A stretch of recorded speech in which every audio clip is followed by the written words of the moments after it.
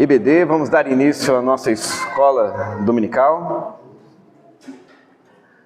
Gostaria de pedir para que vocês abrissem as Bíblias em Hebreus 10, versículos 23 a 25.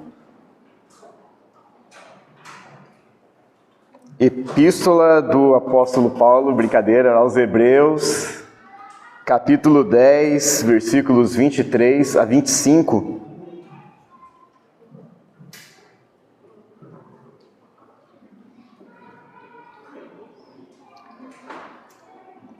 A palavra do Senhor nos diz: sem vacilar, mantenhamos inabalável a confissão de nossa esperança, pois quem fez a promessa é fiel.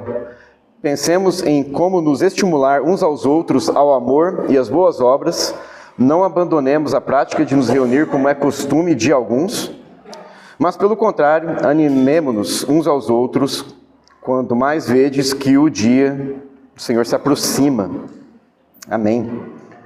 Irmãos, nas aulas anteriores, resgatando rapidamente aquilo que nós já tratamos, falamos sobre duas verdades das quais a igreja local embasa, o motivo dela estar reunida sempre, todos os domingos. Primeiro é sobre pertencer a uma comunidade, então o fato de nós estarmos numa igreja local demonstra que nós pertencemos ao corpo de Cristo, que nós pertencemos ao Deus que instituiu a própria igreja e faz dela o nosso local de estarmos todos os finais de semana.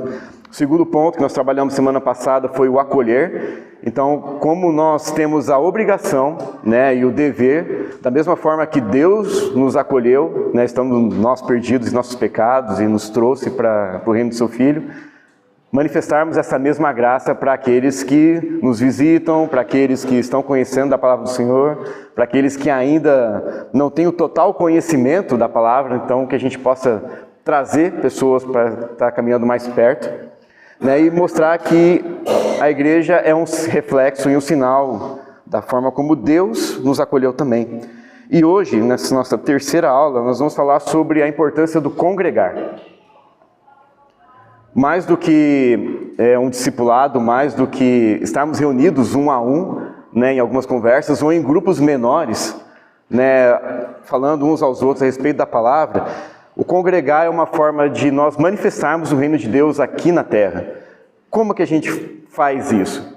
É um vislumbre daquilo que a gente vai ver no futuro, quando nós todos estivermos reunidos no céu, adorando a Deus na beleza da sua santidade, sem o pecado, sem as imperfeições desse mundo, nós vamos estar o quê? Reunidos, como corpo de Cristo, como família, como noiva do Senhor, para que nós continuemos eternamente adorando ao Deus a qual nós servimos hoje ainda. Então a importância de nós estarmos congregando é o quê? Além da manifestação pública da nossa fé, como família de Deus, também é o crescimento da piedade. Ninguém cresce por conta própria. Todo mundo precisa de alguém que ensine a você algumas coisas da vida.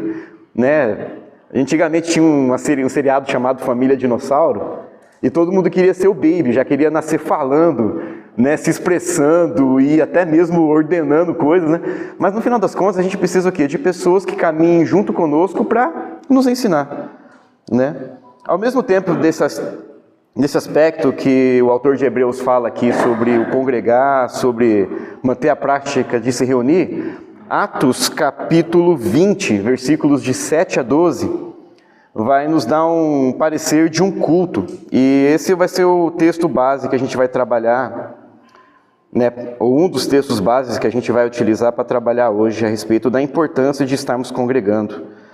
Então, vamos abrir ali em Atos 20, do versículo 7 ao versículo 12.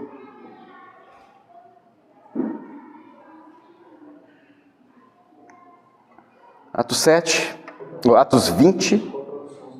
Eu vou usar aqui, eu estou usando a Almeida 21 aqui, mas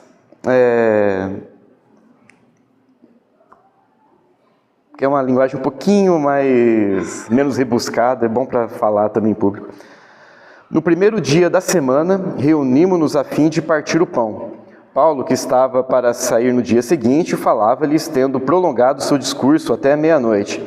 Havia muitas luzes no aposento superior onde estávamos reunidos.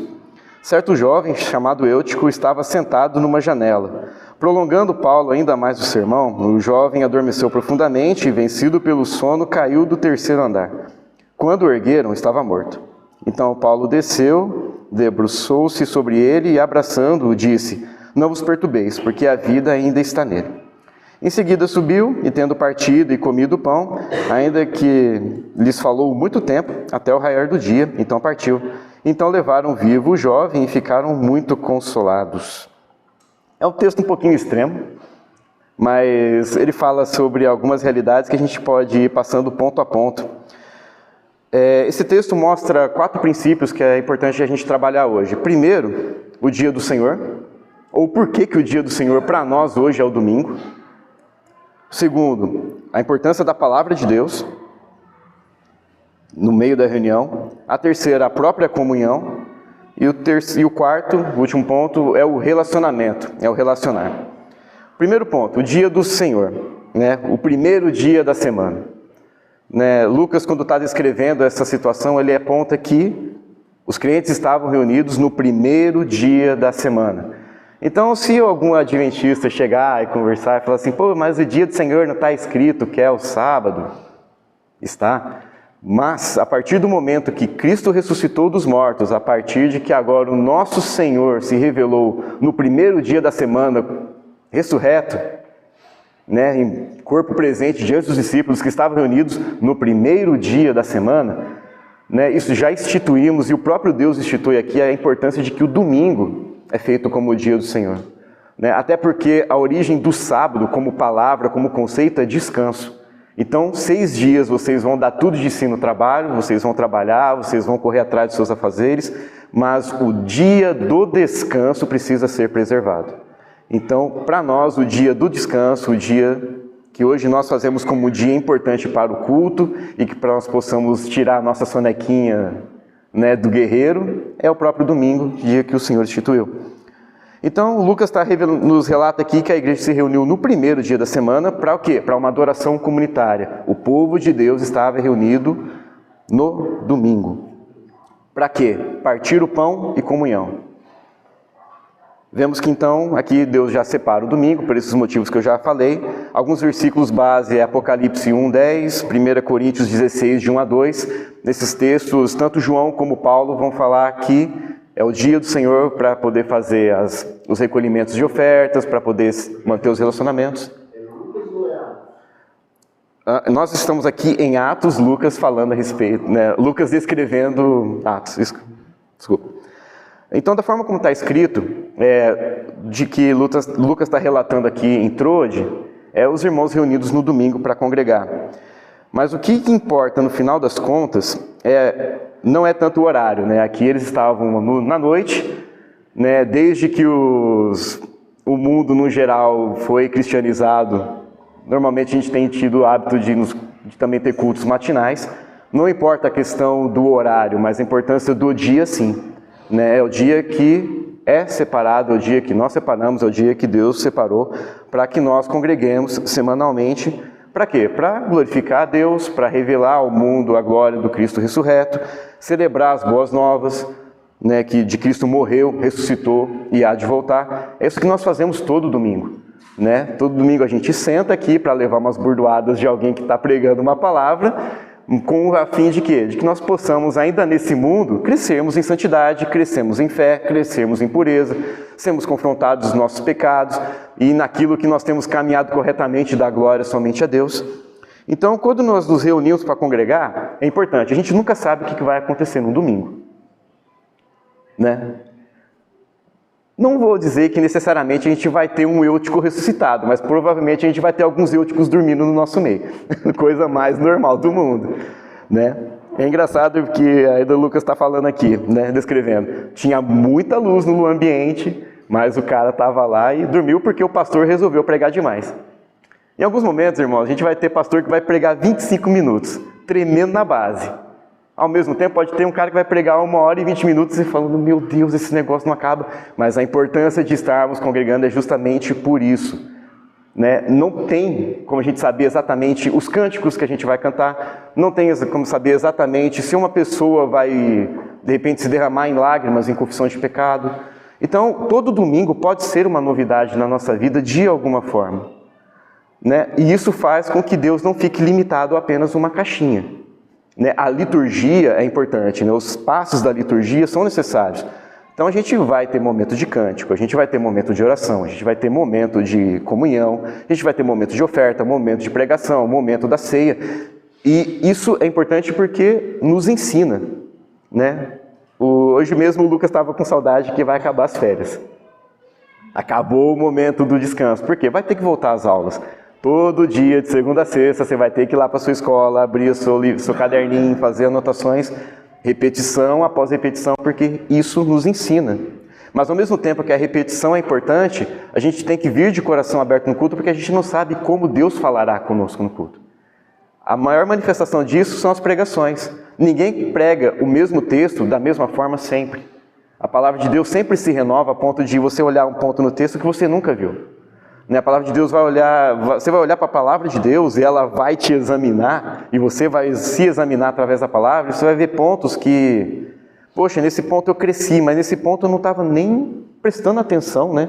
E olha só como a palavra trouxe luz para mim nesse momento. Às vezes um pregador vai usar um exemplo que você nunca percebeu, e essa é a beleza da dinâmica do culto também, saber de que Deus tem as suas formas de se manifestar no meio ao seu povo, e que ainda que haja momentos de hábitos comuns, esses mesmos hábitos podem trazer coisas novas para o nosso dia a dia. E um dos pontos importantes disso aqui é o encorajamento de uns aos outros.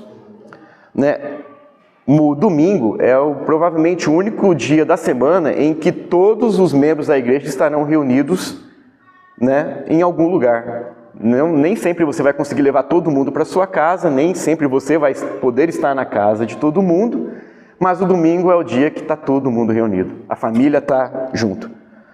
A gente brinca, e talvez a família de vocês tenha alguma coisa parecida, que é aquele momento de casa de vó no fim de semana. Todo mundo está reunido na casa da avó e parece que quando a avó se vai, aí todo mundo dá uma dispersada até encontrar uma segunda avó ou alguma tia para que todo mundo se reúna de novo. E nós não temos uma matriarca que vai morrer. Nós temos o próprio Cristo, o próprio Pai vivo eternamente, ressurreto eternamente, que se manifesta todos os finais de semana na igreja, nas igrejas, no corpo dele. Então, encorajar uns aos outros faz com que a nossa reunião no fim de semana faça sentido. E qual que é a importância? É um pequeno ensinando ou fazendo alguma ação que um adulto olha e fala assim, nossa, que saudade da minha época de pequeno, mas ao mesmo tempo ele nos lembra de que é importante que nós termos um coração de uma criança, porque, como o nosso próprio Senhor falou, a gente precisa ter um coração igual a uma, para que a gente possa ter uma noção do reino. Da mesma forma, eu posso ensinar o filho de alguém e alguém pode ensinar os meus filhos no momento de culto, a prestar atenção, a chamar aquela atenção na hora da corrida, na hora das brincadeiras. Por quê? Porque é todo mundo se tratando. E a beleza do culto é justamente todo mundo, independente da sua faixa etária, dado os devidos respeitos, a nos orientarmos, a nos consolarmos, a falarmos uns aos outros.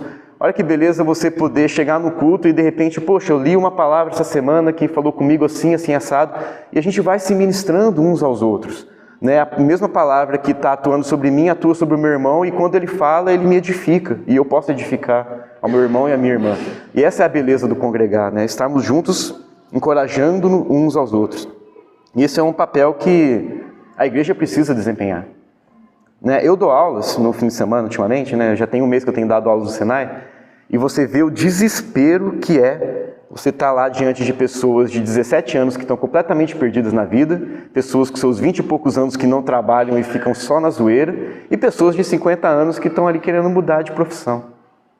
E você é professor, você não pode necessariamente invadir determinados círculos para falar, apesar que você vai dando umas pedradinhas ali para evangelizar. Mas você vê o quão a geração está perdida no dia a dia. As pessoas já não... Conversar já está sendo um negócio complicado. Você tem um tempo de conversa com alguém, parece que você está sendo um cara muito intrusivo. Parece que você está, assim, ultrapassando um limite. As pessoas não têm mais conversa. Os jovens estão um tempo demais no celular. Aí o casal vai sair para jantar fora, dá 5 minutos eles já estão ali com os aparelhinhos na mão, esquece de olhar no olho e conversar. Né? Já está muito prático a nossa vida e a gente perde a beleza, o encanto dos momentos de reunião. E a igreja nos promove isso todo final de semana. Todo final de semana. Estarmos reunidos para nos edificar, fazendo com que a nossa reunião comunitária seja uma forma de que Deus trabalhe no nosso coração. Segundo ponto, ouvir a palavra de Deus. Aliás, alguma dúvida, algum ponto, alguma questão? Está tranquilo, podemos continuar. Se alguém quiser dar um parecer, fique à vontade também. Não deixe eu falar sozinho, não. Mas o segundo ponto, além de estarmos reunidos no primeiro dia da semana, podemos ouvir a palavra de Deus. Então, Lucas está relatando aqui em Atos que, apesar das distinções dessa reunião, né, aqui foi um culto muito atípico de que houve madrugada dentro de ensino. Muito provavelmente Paulo começou conversando com os irmãos ali, tendo um relacionamento ali de conversa e tal, e aí na hora da pregação o negócio se estendeu. Isso serve para mostrar que os santos persistem. Tá? O povo de Deus quer ouvir a palavra de Deus todos os finais de semana. Então, se tem um motivo do qual você sai da sua casa e vem para o culto, e vem para uma reunião, e vem para o estudo, é para ouvir a palavra de Deus.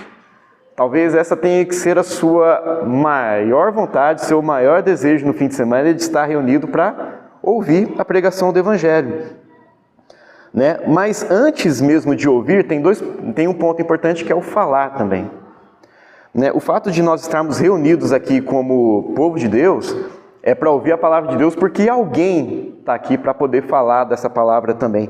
Se alguém puder ler para mim 1 Timóteo 4,3, enquanto eu tomo uma água, e puder ler para nós, 1 Timóteo capítulo 4, versículo 13.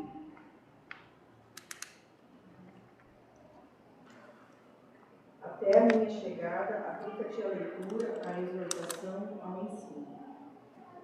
Até a minha chegada, dedique-se à leitura da palavra, ou leitura pública da Escritura, à exortação e ao ensino. Repara na ênfase que Paulo está dando aqui nessa direção para Timóteo, né?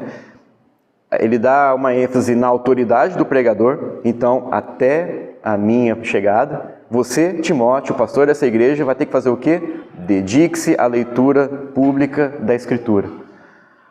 Ou seja, tenha que ler, leia.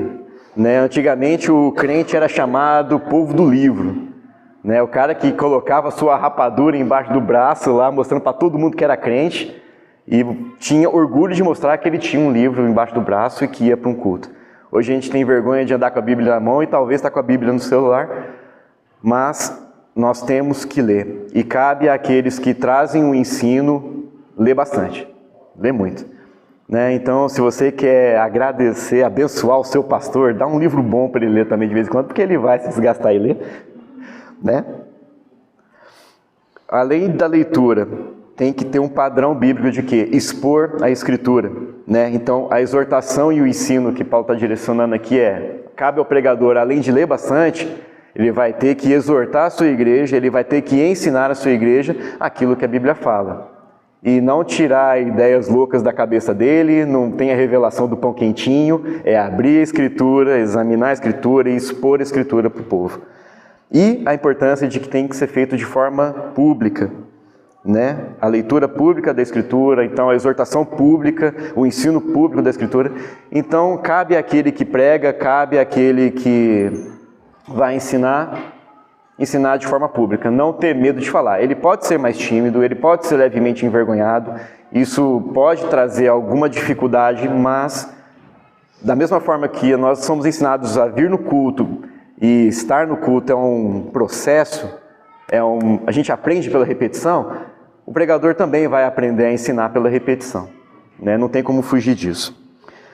Mas além de falar, aí cabe o nosso lado aqui, que é o ouvir a Bíblia, ouvir a Escritura, ouvir aquilo que está sendo pregado. Então, se a gente tem no nosso ambiente uma pregação bíblica, e graças a Deus nós pertencemos a comunidades que têm um ensino claro da Escritura, que tem uma expressão clara do Evangelho, né? que expõe o conselho de Deus e todo o conselho de Deus, então a gente precisa ter algumas atitudes. A primeira dela é ouvir humildemente. Então não é aquele lance de que Deus vai falar para o Romulinho porque ele está fazendo isso errado. Não, é para a gente, é para cada um. A gente tem que ouvir de forma humilde, que é algo que Lutero sempre falava. Eu preciso da Bíblia todos os dias porque eu esqueço da Bíblia todos os dias. A gente precisa ouvir a palavra de Deus de forma humilde. Não apenas humilde, mas também atentamente. Então a gente está aqui e tal, às vezes está de cabeça baixa, mas ouvir a Escritura. Tem uma prática de igrejas mais avivadas, que é sempre sair um amém. Se soltar um amém, irmão, não fica com vergonha de soltar um amém quando você ouviu aquela palavra para você e se aquilo precisa te manter conectado. Não, amém. Graças a Deus, glória a Deus. É para mim, preciso. Então você vai ouvindo atentamente aquilo. Mas não apenas atentamente, como biblicamente também. Não adianta o pregador pregar a Bíblia da forma que a Bíblia está falando e você achar, não é assim não. Não é bem por aí. Né? Se tiver pontos a serem corrigidos, chega no pastor, chega naquele que está pregando e... Pastor, estou com uma dúvida nisso aqui porque eu acho que talvez seja dessa forma, ou pode ser visto dessa forma. Mas independente do formato que está sendo falado, o nosso ouvido tem que ser um ouvido bíblico também, para que a gente entenda que o que a Escritura está nos falando. E é pessoal, né? Eu não posso ser aquele que vai ouvir pelo outro, né? Eu não vou ouvir da forma como o Giba está ouvindo, eu estou ouvindo da forma como eu ouço e eu estou entendendo, e daquilo que da palavra se revela para mim também. Né? Mas ao mesmo tempo que ela é individual, ela é comunitária. Então, se você percebeu que talvez algum irmão está numa dúvida, está numa dificuldade, chega nele na conversa ali, irmão, como é que está? Você conseguiu entender? Ou você é novo na fé, tem alguma dúvida que passou ali batido, que você não compreendeu? Então a gente tem essa questão de ouvir de forma comunitária e ouvir de forma particular também. Ouvir de forma obediente. Então, né, se a Bíblia diz, né? Fica na sua, ouve a palavra. Se ela te feriu, como dizia Agostinho, né? Feriste-me com a tua palavra e desde então te amei. Deixa Deus te ferir pela palavra, porque é para o seu próprio bem, é para a sua saúde espiritual, é para a sua conversão. Ouça de forma experimental. Então aquilo que você ouviu pode ser repassado para outro de forma prática. Talvez essa seja uma das maiores belezas da gente poder estar reunido todos os dias. É aquilo que eu ouvi eu poder colocar em prática depois. Na verdade, a melhor forma da gente memorizar a Escritura é colocando em prática. É anotando, é ensinando, é conversando, é no trabalho, trocando uma ideia com alguém ali, você poder expor a palavra também. E, de forma final, ouvir de forma agradecida. Se estamos aqui tendo o privilégio de ouvir a palavra de Deus, sejamos gratos pela palavra de Deus, sejamos gratos porque Deus está continuamente, todos os finais de semana, se revelando ao seu povo através da Escritura. Então, estamos reunidos, estamos pregando a palavra.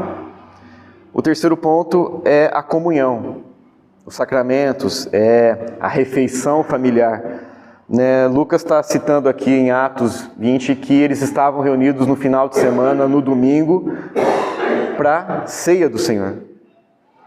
Então, reunidos com o fim do quê? De partir o pão, que é um outro evento comum da vida da igreja. A gente pode ver isso tanto aqui em Atos 20, 1 Coríntios 11, que é o capítulo que a gente lê todo final de semana de ceia, as orientações que Paulo dá aos coríntios no momento do partir do pão, que fala sobre ajuntamento. Então, temos que estar reunidos, Até porque se tem um negócio que eu brinquei ontem, lá na aula, e os crentes que estavam lá, eles riram, porque o crente não bebe, normalmente, assim, não é o cara dado a bebida, mas falou de comida e lanchinho,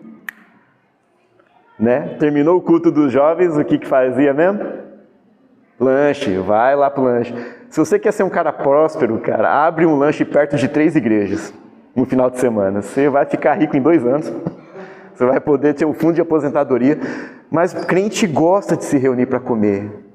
Na verdade, não é só o crente, Qualquer pessoa em geral gosta de estar reunido. Você vai na minha casa, vamos tomar um café? Vamos lá comer, vamos lá almoçar, jantar. Refeições à mesa, momentos de partir do pão, é a coisa mais comum do mundo. Na verdade, a coisa mais chata, tipo, poxa, não deu tempo de preparar nada para te receber, né? É uma prática comum. Você recebe alguém lá, você está com um pãozinho, você está com uma manteiga, um cafezinho ali, está tudo certo, né? E na verdade é aquela prática comum que a gente tem todo momento. Isso se revela na Escritura também. Quando Deus se revela, né, no início de tudo, em Gênesis, quem que dava o alimento para Adão e Eva? O próprio Deus. E o próprio Deus, todo final do dia, vinha para ter um momento de comunhão com Adão e Eva. Quando a gente vai para Êxodo, né, Deus, no meio do deserto, sustenta o povo o quê? Com maná, né, com carne. Né, tirava a água da pedra, né? Então, Deus sempre estava sustentando o seu povo. Qual que era o objetivo de ter que sair do Egito? Ir para uma terra que fazia o quê? Manava leite e mel. Então era uma terra de sustento, era uma terra de alimento, era uma terra de provisão, né? Quando Cristo ressuscitou, antes de Cristo morrer, nos relatos você vê que eles estavam reunidos, partiram o pão, né, cantaram hinos. Logo depois que Jesus ressuscita e aparece lá, tenho fome, né? Tem um peixinho aí? Vai lá, come um peixe ali. Então a gente está sempre envolto de alimento na Escritura. E a gente traz isso para o nosso púlpito, para a nossa liturgia, para o nosso culto, do quê? Na expressão do partir do pão, né? E a gente tem um problema sério em relação à ceia, quando a gente esquece 3 pontos principais. A primeira é que a ceia precisa ser o quê? Recebida. Não é você que dá a ceia, é o próprio Cristo que está ali no momento do pão e do vinho, te fazendo lembrar que é Ele que foi a oferta, Ele que foi o alimento que vai te sustentar eternamente. Né, ele já estava dando sinais disso ao longo do seu ministério várias vezes. Quando estava conversando com a mulher adúltera no poço, o que ele falou? Você vai vir aqui todo dia, vai puxar água, mas aquele que está diante de você é aquele que vai saciar sua sede eternamente. Né? Hoje Deus nos sacia pelas Escrituras, hoje Deus nos sacia pela própria presença. Deus está até hoje orando por nós diante de Deus, o Pai, em intercessão por nós. Né? Então, quando a gente está no momento da ceia, é importante a gente lembrar que a ceia precisa ser recebida.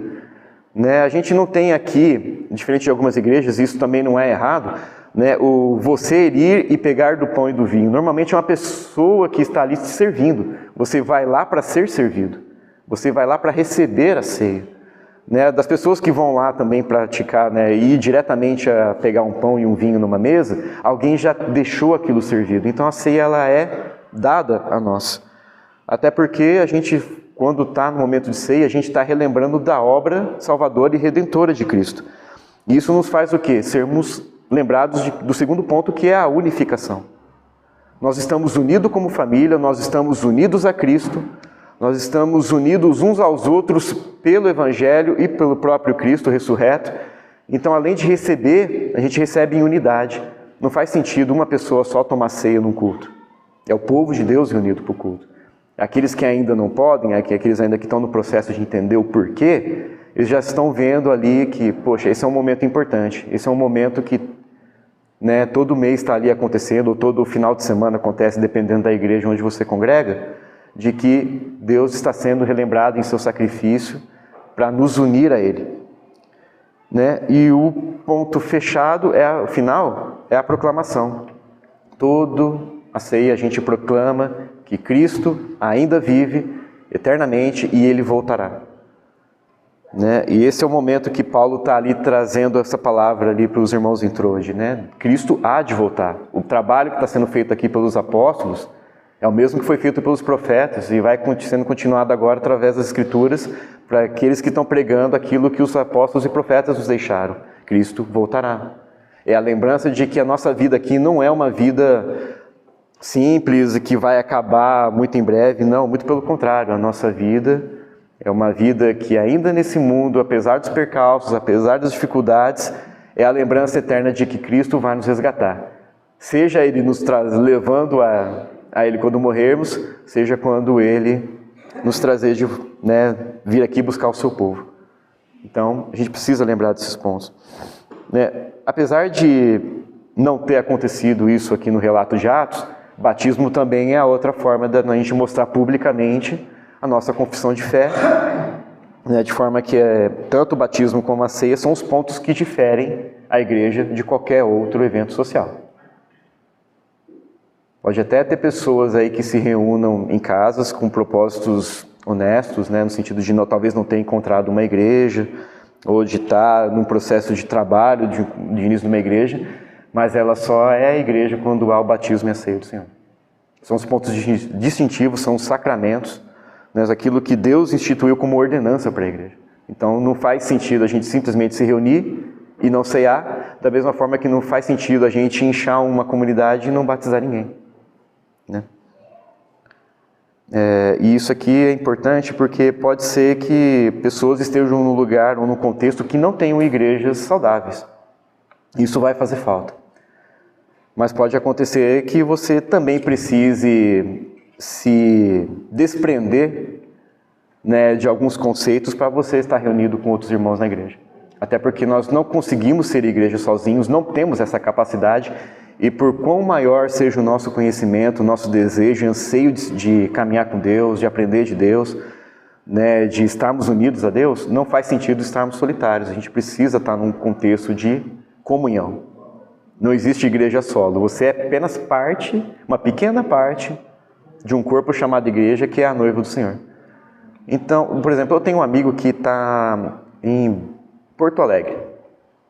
Teve contato com as doutrinas da graça, com a doutrina reformada, mas o Rio Grande do Sul é um lugar terrível para igrejas reformadas, no geral.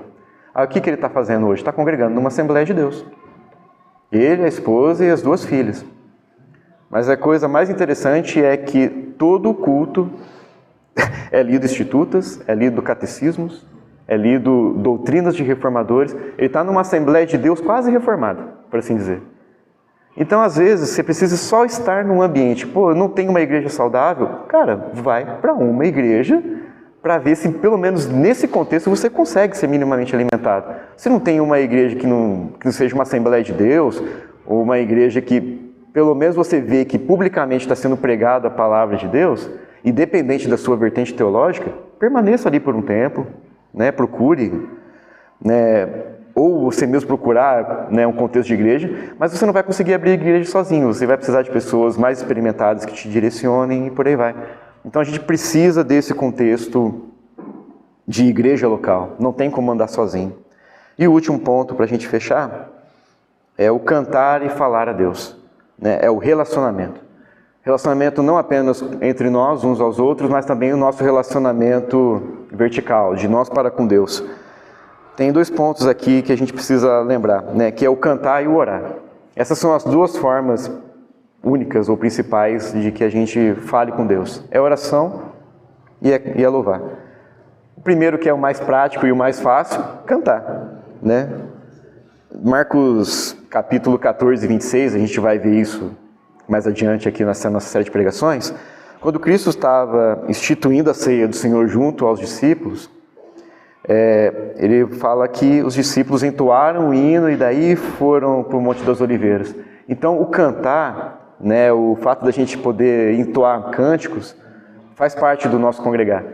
E é uma das formas mais fáceis que tem de memorizar, né, versículos bíblicos, preceitos, ensinos, né? Leia a Bíblia e faça oração se quiser crescer, se quiser crescer, se quiser crescer. Tipo, é uma coisa tão simples, é uma coisa que qualquer criança pequena já está sempre sendo alimentada, que isso vai te alimentar para o resto da vida.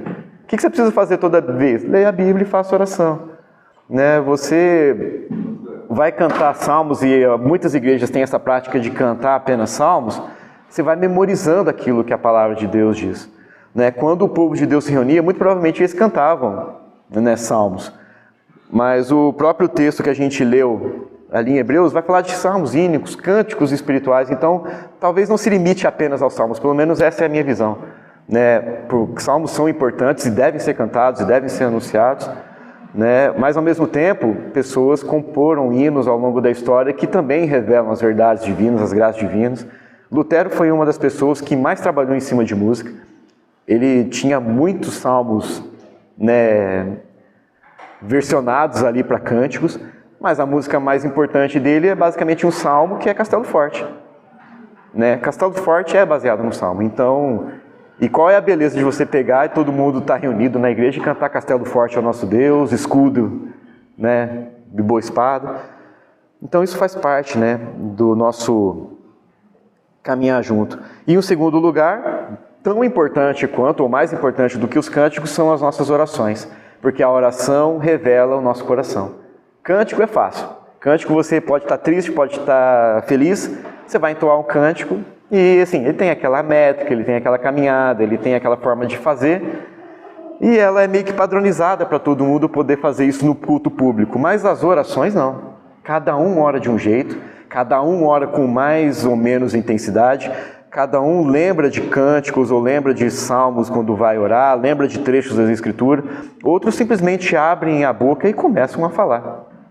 Né? Então, oração é um ponto principal porque a Escritura está recheada de oração. Né? Deus nos ensina a orar, Cristo nos ensinou a orar. Né? Temos vários versículos na Bíblia falando oração, Mateus 6, de 19 a 15, Marcos 1 a 35, Lucas 22, 39. Então, o livro de Atos, você vai perceber que todo o processo apostólico era cerceado de oração. Né? Tinha trabalhos que precisavam ser feitos, mas a oração e o ensino da palavra tinham um ponto fundamental. Então era separado, era um ponto que era determinante para que as pessoas pudessem também exaltar a Deus e manifestar a glória de Deus através das orações. Né? Os apóstolos eram aplicados à oração e as nossas orações mostram o quê? Dependência. Total dependência de Deus. O momento da gente derramar a nossa vida em oração é mostrar que nós não somos capazes de fazer aquilo que diante daquilo que nós estamos vivendo, sentindo ou passando, nós não temos capacidade própria de passar por aquilo. Nós precisamos de Deus e nós buscamos a Deus em oração. Né? E essas orações mostram não apenas a nossa dependência, mas glorificam a Deus. Porque mostram que Ele é o excelso, Ele é o que é o sobremaneira exaltado, né? E é a quem devemos toda a glória. Então, esses pontos principais aqui, cantar e falar a Deus, né? A oração, a comunhão, né? O ouvir a palavra de Deus e estarmos congregando no fim de semana, são os pontos principais e distintivos para que a gente mostre que o congregar é um dos pontos importantes e é uma das marcas distintivas de uma igreja. Que nós possamos, pela graça de Deus, pelos méritos de Cristo e pela força que Ele nos concede, nos esforçar, levantar num final de semana frio e chuvoso para que nós possamos estar diante de Deus, reunidos como família, entoando cânticos, adorando, exaltando ao nosso Senhor e mostrando para as pessoas de fora que não há o que nos impeça. Um dos maiores pregadores do mundo, Charles Spurgeon, passou pelo seu processo de conversão justamente porque foi para um grupo familiar em que um senhorzinho estava pregando e estava uma neve terrível naquele dia, mas ele atravessou a nevasca para chegar diante de uma casa de uma pessoa que provavelmente não tinha as mesmas capacidades dele, mas ele ouviu o Evangelho e ali Deus o converteu. Né? Que a gente possa passar por chuvas, ventos frios, situações distintas. Martin Lloyd-Jones foi um dos maiores pregadores do século passado e em meio à guerra, a Inglaterra sendo bombardeada na guerra, ele estava lá todos os finais de semana no culto, pregando, com bomba caindo perto da igreja e ele estava lá fiel. Louvemos ao Senhor, entoemos cânticos e vamos ouvir aquilo que Deus tem para nos ministrar. Que o congregar seja uma marca importante e distintiva da igreja na nossa vida também. Amém? Mais alguma coisa, irmãos? Dou-lhe uma, dou-lhe duas. Só uma coisa, eu tive um trailer perto de igreja e não fiquei. Oi? Eu tive um trailer de lanche perto de igreja e eu não fiquei. Poxa vida, você não insistiu, irmão. Você ficou do lado da igreja, certo? Vamos orar então, irmãos. Senhor, nós louvamos a Ti, agradecidos por mais um dia. Obrigado, Senhor, porque temos o privilégio hoje de estarmos reunidos como igreja para juntos, né, nesse ajuntamento, unidos a Cristo, unidos com os nossos irmãos, podemos congregar, Senhor. Podemos Te adorar, podemos ouvir da Tua palavra, podemos ser animados pelos nossos irmãos, irmãs. Obrigado, Senhor, por cada criança, cada jovem, cada adulto, cada pessoa de idade aqui reunido, porque É isso que nos faz unirmos, Pai, a Ti. É isso que nos faz mostrar ao mundo a beleza da igreja, que não existe raça, não existe cor, não existe, Pai, diferenças que, Senhor, nos impeçam, nos limitem de caminhar juntos. E é a beleza de mostrar que o Evangelho se propagou a todos, independente de quais situações eles estão e de como eles estão hoje. Obrigado, Deus, porque a Tua palavra nos fortalece, nos vivifica, e ela é a causa de podermos estarmos reunidos, não sermos consumidos, como diz a Tua palavra, e unidos como igreja, Deus, unidos ao Teu Evangelho, podemos revelar ao mundo as belezas da Tua majestade, da Tua glória e da vinda de Cristo que ainda virá para nos buscar, Senhor. Obrigado por tudo, em nome de Jesus que oramos. Amém.